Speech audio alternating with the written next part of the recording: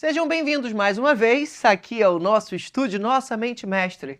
Hoje, o meu convidado é um embaixador do Prêmio Estrela do Atlântico. Além disso, ele é empresário e especialista na arte de tomar vinho. O Linaldo Oliveira é o nosso sommelier e escolhe o vinho certo para momentos e ocasiões especiais. Vou receber ele aqui no estúdio Nossa Mente Mestre e vamos conhecer um pouquinho da trajetória dele e o que ele tem preparado para o Estrela do Atlântico deste ano como embaixador e com a sua presença especial na edição deste ano. Eu sou Igor Cerqueira e vou te acompanhar como anfitrião nessa conversa.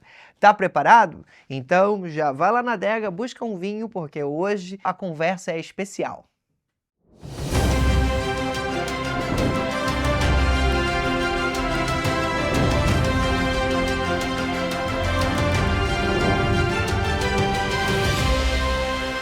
Além de um grande amigo, meu vizinho e sommelier particular, vamos receber aqui no estúdio Nossa Mente Mestre o Linaldo Oliveira, o nosso sommelier parceiro desta edição 2025, dos melhores do ano 2025 no Prêmio Estrela do Atlântico. Olha, seja bem-vindo ao nosso estúdio. Obrigado, Igor. Obrigado pela incumbência de eu escolher algo tão especial para os premiados, né?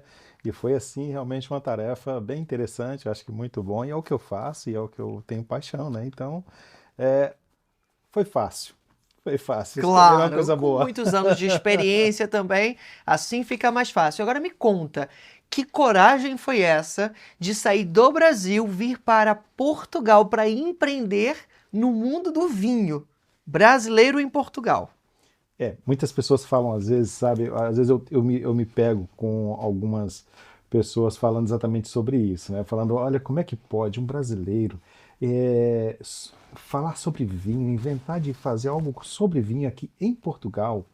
É surreal algo nesse sentido, mas na realidade, Igor, a minha paixão sempre foram os vinhos portugueses.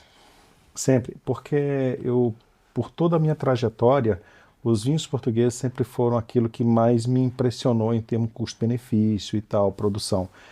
E eu sempre tive esse projeto, esse sonho.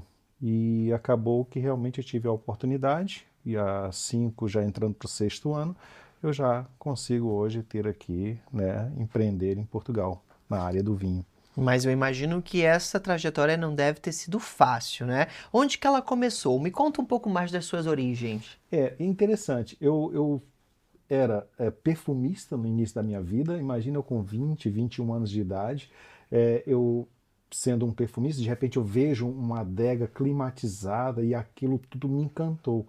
Quando eu percebi o mundo do vinho, eu fiquei assim realmente encantado com tudo aquilo. Então eu acabei realmente me dedicando ao mundo do vinho, automaticamente. E eu realmente, literalmente, eu desisti. Naquele momento em que eu vi, eu desisti do mundo do perfume e passei para o vinho. Imagina, na minha cabeça, um perfume você pode cheirar, você tem o prazer de descobrir as nuances e todos os aromas. Mas no vinho você, além dos aromas, você tem sabor, você tem tudo isso. Então, aquilo se tornou muito mágico. E é um mundo muito parecido. É um mundo que acaba realmente sendo muito identificado como um mundo mais exuberante, né, em termos de nuances, né, de você ter essa vida diferenciada, né, de você poder perceber aromas, sabores e, quer dizer, descobrir novas histórias, porque você não bebe vinho, né, você bebe história, essa é a verdade. É Então, o perfume da alma, então, o vinho. exato, é algo muito interessante, muito bom. E já são quantos anos de experiência, olhe? Já são mais de 30 anos de Uau. experiência, né? Na realidade, 31. Mas são mais de 30 anos de experiência e eu venho, né, numa trajetória onde, além de já fui sommelier-chefe da maior adega da América Latina, passei também pela experiência de poder ensinar numa universidade de gastronomia a parte exatamente de vinhos para os chefes de cozinha, que muitas pessoas pensam que todos os chefes de cozinha são muito entendidos no vinho. E na realidade não, eles estão realmente muito ocupados com relação à gastronomia e tudo, e o vinho é um outro mundo, que também tem que se ter muito tempo para isto, né? E aí a universidade, ela teve essa necessidade de colocar mais essa matéria, e aí é onde eu entrei no curso de extensão, ensinando exatamente sobre harmonização, sobre tudo isso, a esses chefs. Então foi muito interessante, foi uma experiência maravilhosa, né, na universidade, ensinando. E logo a seguir também montei minha escola de formação de sommelier no Brasil. E então aí tomei força. E depois comecei a viajar o mundo fazendo escolhas de vinhos para o Brasil. Mas você imagina eu rodando toda a Europa, América Latina, fazendo escolhas de vinhos, vinha 2, 3 vezes por ano no Brasil, desculpe, na Europa, para fazer escolhas de vinhos para o Brasil. E aí, mas a minha paixão sempre foi Portugal. E aí eu estava na França, às vezes eu estava na Itália, às vezes eu estava em um outro país, na Espanha, mas a minha cabeça sempre estava aqui em Portugal. Então foi assim, amor ao primeiro gole. Que maravilha! E hoje o Oli tem um empreendimento também, não é? Gera um empreendimento em Portugal. E para além disso, tem inclusive uma série na TV portuguesa que se chama Onde Nasce o Vinho. Como que é Exato. realizar esse sonho de estar em Portugal fazendo o que você gosta? E quando eu estava com esse projeto para vir para cá, na minha cabeça eu sempre pensei, olha, eu quero apresentar esse mundo do vinho às pessoas que me seguem, esse meu espectador. Então eu pensei, como que eu vou fazer isso? Então eu comecei a gravar em vinícolas, mostrando exatamente aonde nasce o vinho. Esse sempre foi o objetivo. Só que isso tomou uma proporção muito grande. Então hoje essa série, além do YouTube, se tornou também um programa de TV, aqui em TV portuguesa. Então realmente, além da loja, aí eu posso apresentar esse mundo do vinho a esse meu espectador. E está muito interessante porque eu posso ensinar de uma forma muito descontraída, muito boa, muito saudável, né? Apresentando os pequenos produtores. Isso para mim é um prazer imenso. Essa é uma das razões do porquê o Olinaldo Oliveira é nosso embaixador nesta edição do Prêmio Estrela do Atlântico. É uma pessoa que representa a nossa comunidade, nosso convidado de honra e que vai subir ao palco para anunciar o vencedor de alguma das categorias. Para além disso, o Oli também separou bebidas, vinhos especiais para determinados momentos. Foi ele quem escolheu o espumante francês que os nossos convidados estão a receber quando passam aqui pelo nosso estúdio. Ele já vai me contar um porquê ele escolheu este espumante, todas as características que ele tem, mas ele também já nos surpreendeu hoje aqui porque ele disse: trouxe um vinho tinto para um momento especial de glamour que a gente vai ter aqui no nosso podcast. Portanto, eu já estou curioso. Vamos lá, olha, o que você escolheu aqui para a gente hoje? Nossa equipe já preparou aqui com um vinho que você escolheu, que é o Lote 5, é assim que fala, olha? Exato. Esse é o Lote 5, é de uma família, é familiar. É uma pequena produção, eles têm vinhedos, inclusive, foram plantados em 1850, mas a produção é muito pequena. Tanto é que eu tenho ruptura na loja, lá na Garrafeira, às vezes eu tenho ruptura de algumas referências. Hoje mesmo já estou com ruptura no Grande Reserva. Por isso que eu trouxe aqui o Reserva. Tá? Esse Reserva são com 12 meses em barrica, mas é um vinho que tem uma estrutura fenomenal. Imagina um vinho com uma produção muito particular. São 5 pessoas, o casal, mais 3 filhas envolvidos no projeto, por isso que Lote 5, na Quinta das Chaquedas, no Douro. Inclusive, esse nome não me é estranho. Eu acho que tem um episódio da série de vocês que visita esse espaço, não é? Exatamente uma das vinícolas que eu visitei e fiz um episódio inteiro, que cada episódio exatamente é uma vinícola que eu apresento. E apresento tudo. Eu apresento se ele tem tudo que a vinícola possa propor ao turista ou, né, ao visitante, eu apresento no episódio. E a Lote 5, a Quinta Chaquedas, foi assim um episódio que foi muito gostoso se fazer, porque foi muito, muito natural, foi fácil, porque, olha, bons produtos, é incrível você poder apresentar isso.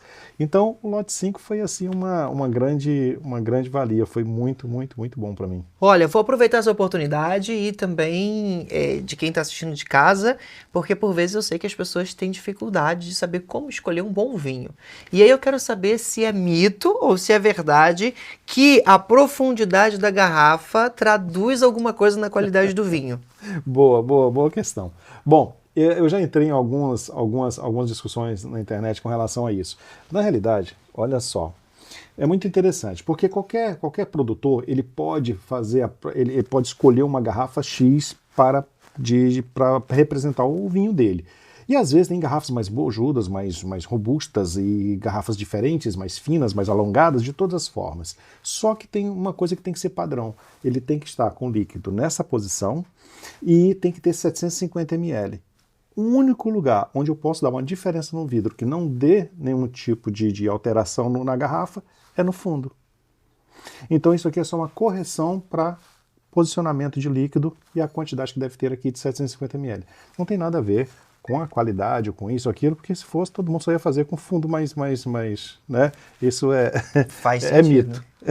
Faz sentido. E depois, falando das garrafas, também já ouvi dizer que as taças onde servem o vinho também precisam de uma atenção especial. Sim, as taças, o ideal, gente, é a taça de cristal, tá bem? Porque o cristal tem uma microporosidade, onde quando você aira o vinho, ele vai agarrar as paredes da taça e vai libertar muito mais aromas, vai te proporcionar mais prazer. Então, o ideal é uma taça de cristal. Se você colocar uma taça de cristal e uma taça de vidro ao lado, pôr o mesmo vinho nos dois, você vai perceber a diferença do vinho de um para o outro, tá? Porque esse aqui vai estar libertando muito mais aromas e deixando o vinho espetacular para você. E ele vai realmente entregar o que veio para te entregar. Pois eu já tive a experiência lá no Espaço do Oli de provar, realmente ele fez eu provar um vinho numa taça de cristal e um vinho numa taça de vidro. Foi. O mesmo vinho e com sabores diferentes. Para mim isso foi inacreditável. Ele fica diferente, ele dá nuances diferentes. Né, às vezes o vinho fica muito preso quando ele está num copo de vidro, que o vidro é muito liso, então ele não vai conseguir realmente tirar todos os aromas ali, né? Realmente dar todas as suas nuances. E muito interessante também é o seguinte, sempre que você tiver com uma taça na mão, segure sempre na haste, nunca segure no bojo, tá bem? Uma aqui esquenta, a sua mão é quente e pode tirar o vinho da sua temperatura. É muito mais elegante você pegar na haste, tá? Porque você tem que ter, na realidade, consciência de uma coisa. Todo vinho ele é servido cerca de 1/3 da taça. Ok? Você verifica, dá uma olhada na sua taça e você deve servir 1/3 dela. Por quê? Você tem que ter liberdade para airar o vinho para que ele possa libertar todos os aromas. Então você tem que ter este cuidado em servir o teu convidado. Servir muito cheio vai ficar a taça pesada e não dá para você airar. E como é que você vai explorar o vinho? Como é que você vai conseguir descobrir as nuances dele? Impossível. Então você tem que ser 1/3 somente para te dar essa liberdade de você poder explorar o teu vinho o máximo possível. Porque o vinho te dá prazer. O vinho O bom do tomador de vinho é que quando ele vai para beber vinho, ele quer aprender sobre vinho. Ele faz um curso sobre isso. Inclusive na loja, na Garrafeira, ali em Portugal, eu dou o curso sobre vinhos. E então a pessoa, ela quer aprender tudo sobre o vinho. Então o vinho, ele traz realmente outros prazeres, que você vai descobrindo a quantidade de aromas, você vai, quer dizer, um vinho para ele ser completo, você tem que entregar pelo menos 3 famílias de aromas. Um vinho para ele ser bom, ele tem que realmente te dar equilíbrio entre tanino, acidez, madeira. Então, quer dizer, você tem que descobrir tudo isso, mas para você explorar tudo isso, tem que treinar muito. Tá vendo, treinar gente? só bebendo. Tem que ser. Olha, me explica então quais são as características desse vinho e por que você escolheu ele para este exato momento. O lote 5 eu acho um vinho extremamente elegante. Porque imagina um 12 meses em barrica, mas é um vinho muito equilibrado entre esse tanino, acidez e madeira. Então é um vinho que ele é aveludado. Imagina você pegar um vinho muito tinto no copo, quando você aira, você tem entregas de muitas famílias de aromas, e quando você vai beber, ele é um veludo puro, ele é elegante, ele é realmente um vinho que está aqui uma estrutura muito boa por ser uma pequena produção, muito cuidado, envelhecimento correto, a maturação da uva correta, manual, às vezes um pisa-pé. Então, quer dizer, você tem aqui todo um cuidado que uma família pode proporcionar. Uau, então é mesmo uma coisa especial, não é? Sim, como este, como muitos outros que eu tenho na garrafeira, eu sempre procuro selecionar meus vinhos, qualquer vinho para entrar na garrafeira, eu tenho que provar todos, independente de valor. Então eu provo todos e realmente eu vou estar buscando realmente essas nuances para eu conseguir levar o máximo de qualidade ao cliente. Vamos aproveitar esse momento para aprender aqui com o Oli como a gente faz para ter a forma correta. Existe uma forma correta de se abrir uma garrafa de vinho? Tem. Olha, o ideal é você... Primeiro que um vinho você não pode sacudir muito ele, você não pode mexer muito com a garrafa. Por quê? Porque ele pode ter algumas borras e isso pode se misturar ao vinho. Então o ideal é que você esteja com a garrafa sempre muito bem pousada aqui. O saca-rolha tem que ser normalmente de 2 estágios, ok? Então nós temos aqui um estágio e temos aqui o próximo estágio. Imagina, né? Isto. Então nós temos os 2 estágios e você faz aqui o corte sem precisar rodar a garrafa. Você faz um lado, aí depois você faz o outro, certo? E aí depois você corta aqui ao meio para ajudar e aí você vai retirando aqui essa cápsula, certo? Aí você consegue tirar aqui a cápsula, ok? Eu estou assim meio mal posicionado aqui porque eu estou sentado, mas de qualquer forma a gente conseguiu tirar. E agora, é muito interessante isso. Olha só, o saca-rolha, ele normalmente tem 6 voltas no espiral.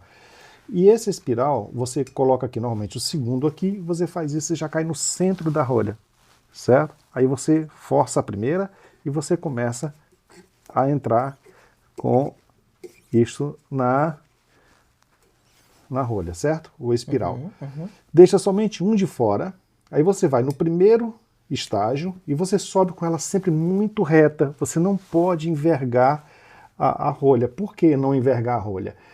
Porque ela é porosa, isso é uma casca do sobreiro, quer dizer, isso é muito sensível.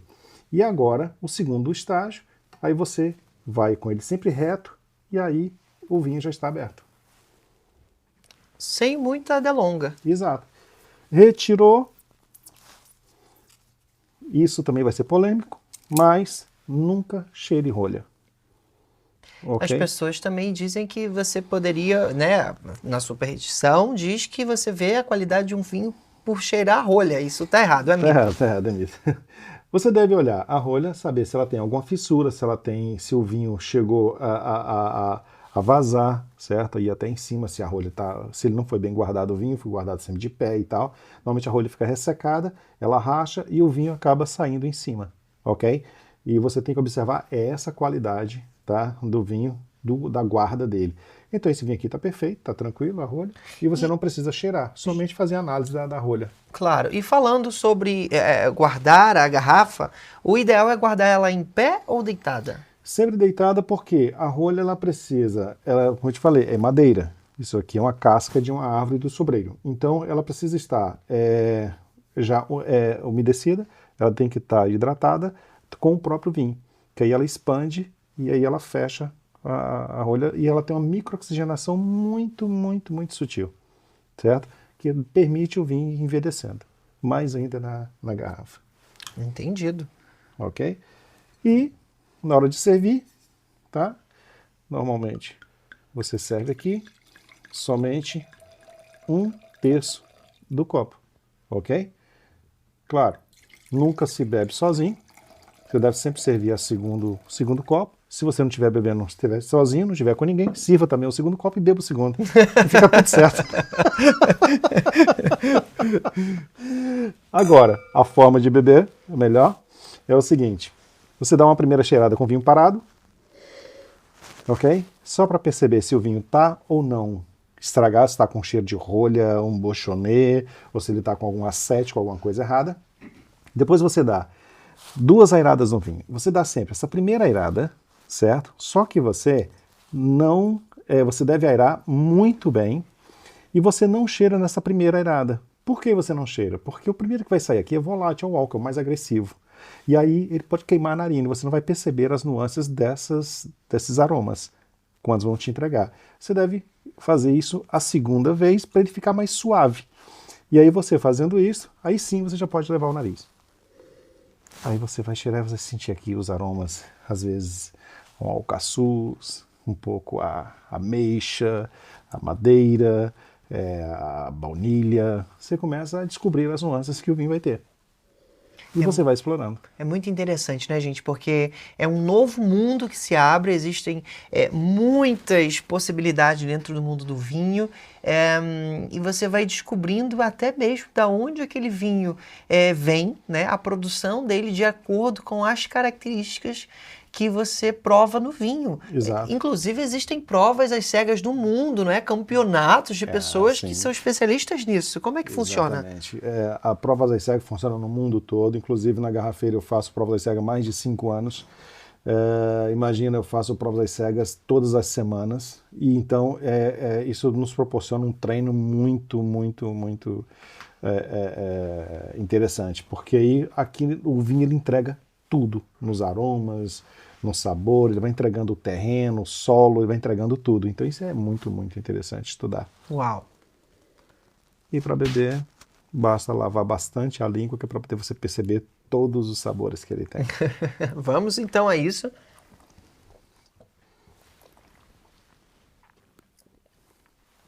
Olha que vinho aveludado, que vinho interessantíssimo.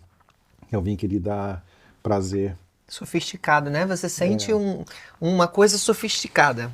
Você vê, eu estava conversando com você, airando aqui o vinho, sem beber, mas já estava salivando, estava doido para beber o vinho. Por quê? Porque realmente o vinho te causa esse prazer, né? Esse prazer do convívio, né? A gente socializa, é muito gostoso. Entre amigos, entre pessoas, né? Que você realmente à beira da mesa, né, agarrados aqui ao copo, você vai perceber que nascem boas amizades, né, e realmente são momentos únicos. Eu imagino que o vinho já deve ter aberto muitas portas para você, pessoalmente e profissionalmente falando. Olha, compartilha com a gente alguma experiência que o vinho lhe possibilitou e que você nem imaginava. É muito interessante isso que você me perguntou, porque é o que eu sempre falo às vezes, nas minhas falas em geral, é que o vinho realmente me abriu as portas do mundo, porque quando eu estive dando palestras por França, por Bélgica, aí eu percebi realmente que o meu conhecimento me levou muito longe. Sabe, quando eu estava estudando em alguns pontos da França, da Espanha, da Itália, e aí eu percebi que realmente o vinho me proporcionou uma vida muito diferente, sabe? Eu conheci um mundo à parte do mundo, sabe? Mas é prazeroso. Foi algo que foi muito, muito bom de se viver sempre, né? Porque você vive tudo isto para aprender, para trazer o máximo de conhecimento às pessoas que te rodeiam. Então, quanto mais você sabe, mais informação você traz, mais as pessoas estão satisfeitas, porque está levando a informação correta. Não invenção, porque muita gente, às vezes, quando não sabe de uma história, inventa, né? Mas não é isso. Você deve correr atrás realmente daquilo que é o original. Uau! E, assim, no mundo do empreendedorismo, me diga um desafio que você teve, algo que você teve que parar, sentar para estudar e aprender, uma vez que você está à frente também de um negócio, né? Que você tem a sua garrafeira aqui em Portugal também. Qual foi o ponto que você teve que aprender para evoluir e ser um empreendedor de sucesso? Imagina, você chegar num outro país, você vem com o teu costume do teu país e você pensa, eu vou montar uma garrafeira assim. E graças a Deus eu encontrei parceiros, um sócio, né, com uma sócia nesta garrafeira, e eu pensava chegar aqui, eu pensei, meu Deus, eu vou colocar aqui 12 tipos de países dentro dessa loja. E depois eu cheguei e foi em Portugal. Então eu comecei a perceber que as nuances do comércio eram diferentes do Brasil, diferente daquilo que eu conhecia. Então eu tive que me readaptar a uma nova experiência. E aí eu percebi, eu falei, opa, peraí, nós estamos em Portugal, eu sempre valorizei tanto o vinho português, e a minha loja eu não posso realmente ser como eu quero que ela seja, mas eu posso me adaptar.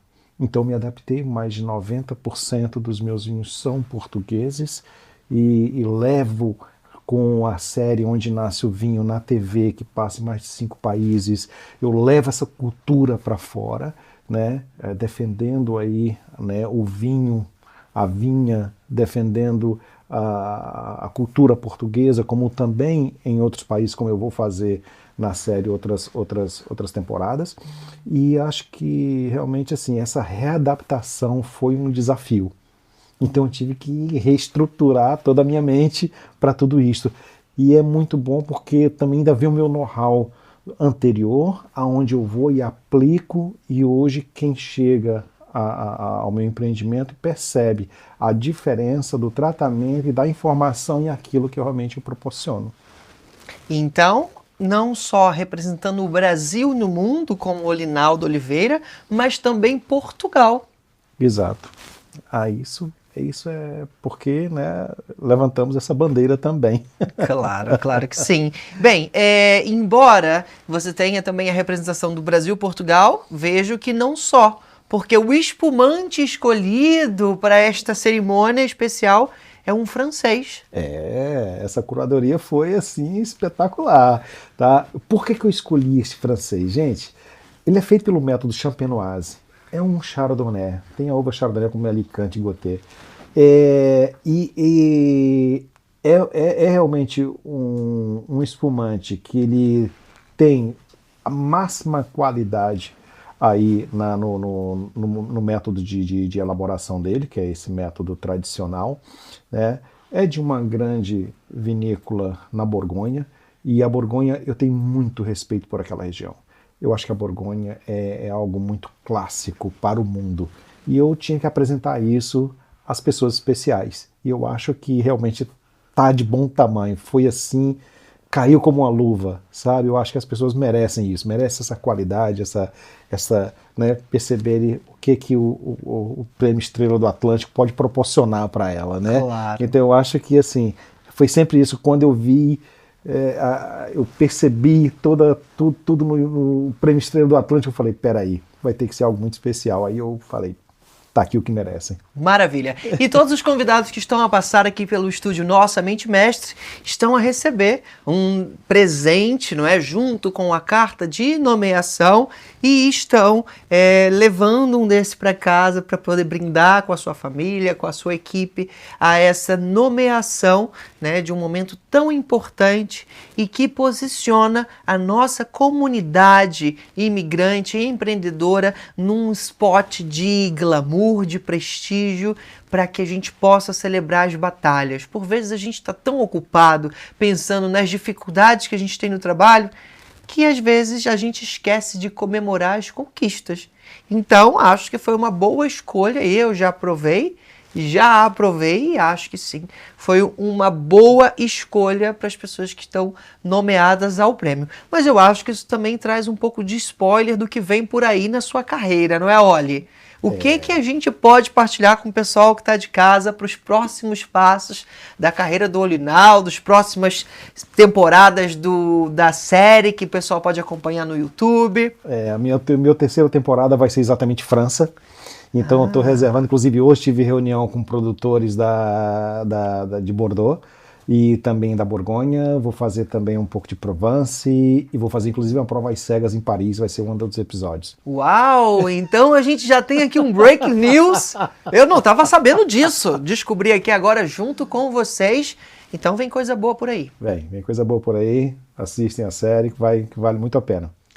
Eu deixo o convite para vocês conhecerem a série pelo canal do YouTube, aproveitar que você já está maratonando aqui os vídeos no YouTube, Onde Nasce o Vinho, com o Linaldo Oliveira. E também convido vocês a prestigiar a gente, se você estiver assistindo esse episódio antes da grande noite de gala. Ela vai acontecer no dia 1º de março de 2026, no Teatro Sá da Bandeira. Vamos ter lá a participação especial do Oli, que vai anunciar uma das categorias, isso pelo fato dele ser o nosso embaixador.